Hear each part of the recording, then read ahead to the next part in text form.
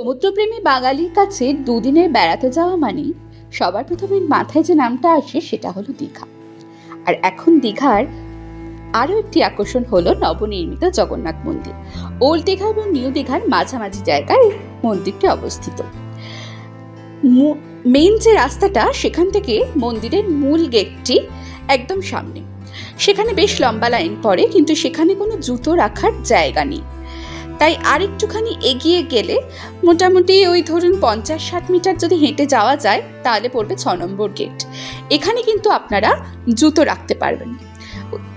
আর যেখানে জুতো রাখছেন তার পাশে একটা জায়গায় ডালাও পাওয়া যায় পুজো দেওয়ার জন্য। সেখান থেকে ডালা নিয়ে আপনারা 6 নম্বর গেট দিয়ে প্রবেশ করতে পারবেন। গেটে চেকিং হয়। ছোট ব্যাগ থাকলে সেই ব্যাগে যদি আপত্তিকর কিছু না থাকে তাহলে অ্যালাউ করে। এই দিক দিয়ে মন্দিরে ঢুকতে গেলে আপনাকে বেশ কিছুটা রাস্তা হাঁটতে হবে। তবে মন্দির যখন দেখতে এসেছেন আর বেড়াতে যখন এসেছেন, একটু হেঁটে দেখতে আশা করি কষ্ট হবে না। যারা বয়স্ক মানুষ আছে তারা যদি মনে করেন হুইল চেয়ারে আসবেন, সেই ব্যবস্থাও কিন্তু এখানে রয়েছে। হুইল চেয়ারে এলে এখানে কিন্তু কোনো অসুবিধা হবে না। প্রত্যেকটা জায়গায় র্যাম্প মতো করা আছে যাতে হুইল চেয়ার দিয়ে ওঠা যায়, সিঁড়িও রয়েছে। মন্দিরটি ভীষণ সুন্দর। মন্দিরের টাইমিং হচ্ছে সকালবেলা মোটামুটি ওই 1টা পর্যন্ত খোলা থাকে, আবার 3টের পর থেকে খোলে মোটামুটি ওই রাত্রি 8টা পর্যন্ত। আমরা গেছিলাম পড়ন্ত বিকেলে। সন্ধ্যের দিকে গেলে লাইটিংটা দেখা যেতে পারে, কিন্তু পড়ন্ত বিকেলে সূর্যদেব অস্ত যাচ্ছে, সেই গোধূলি আলোতে মন্দিরটা কিন্তু আরো আকর্ষণীয় লাগছিল। হুজুগে বাঙালি বলে কথা, আমরাও তারই একটা অংশ। তাই আমরা যেদিন গেছিলাম সেদিন প্রচণ্ড ভিড় ছিল। সবাই ছুটে এসেছে নিজেদের রাজ্যে হওয়া নবনির্মিত জগন্নাথ মন্দিরে জগন্নাথ দেবকে দর্শন করার জন্য। মন্দিরটি কিন্তু ভীষণ সুন্দর। আমাদের সাথে সাথে আপনারাও মন্দিরটা একটুখানি ঘুরে দেখুন।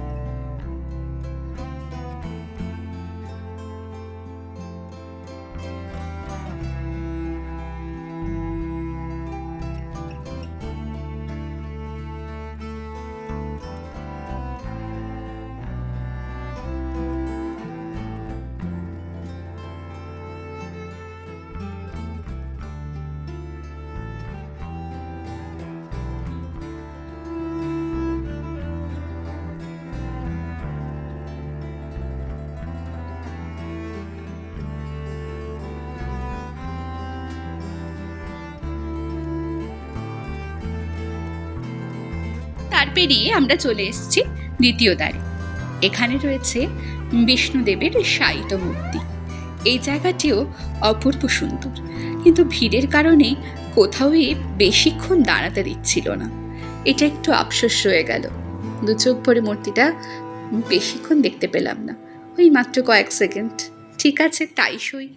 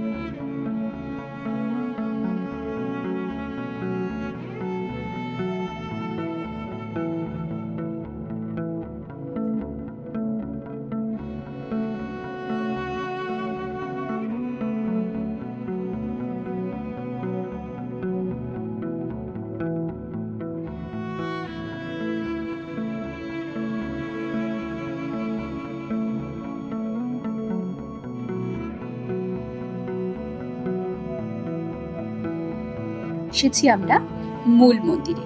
ওই যে উপরে দেখলেন ধ্বজা, প্রতিদিন কিন্তু এই ধ্বজা পরিবর্তন করা হয়।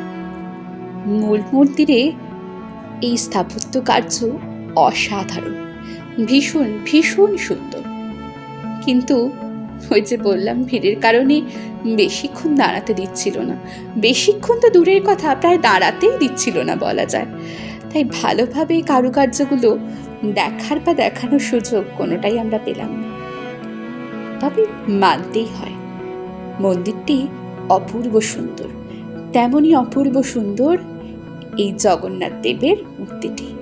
জগন্নাথ, বলরাম, সুভদ্রা, 3 ভাই বোন এখানে এই পুরো মন্দিরটি আলোকিত করে বসে আছে। দেখলেই অপূর্ব এক ভক্তি জাগে মনে।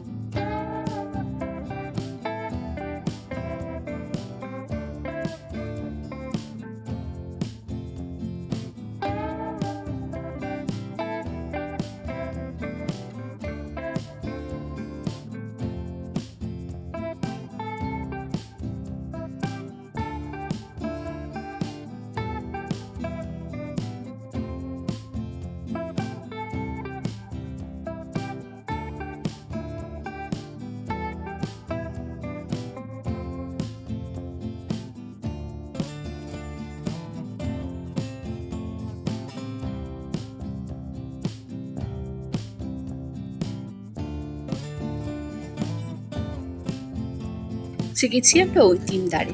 এখান দিয়ে বেরিয়ে এসে একেবারে এক ঝলকে আপনাদের পুরো মন্দিরটা দেখিয়ে দিই। মন্দিরটার এরিয়া কিন্তু বেশ বড়, দেখতে বেশ সময় লাগবে, তবে এখানে এলে কিন্তু সত্যিই ভালো লাগবে। বিশেষ করে পড়ন্ত বিকেলে রক্তিম আভায় মন্দিরটি আরও সুন্দর লাগছিল। মন্দিরটি পরিষ্কার পরিচ্ছন্ন রাখার দায় কিন্তু আমাদের সকলের। তাই আপনারাও এখানে যখন আসবেন চেষ্টা করবেন মন্দিরটি পরিষ্কার পরিচ্ছন্ন রাখার, নিয়ম শৃঙ্খলা বজায় রেখে মন্দিরটি দর্শন করার। সত্যি আমাদের দীঘাতে এত সুন্দর একটা মন্দির ভীষণ ভালো লাগছে দেখে। এটা কিন্তু আরও দীঘাকে সমৃদ্ধ করে তুলল।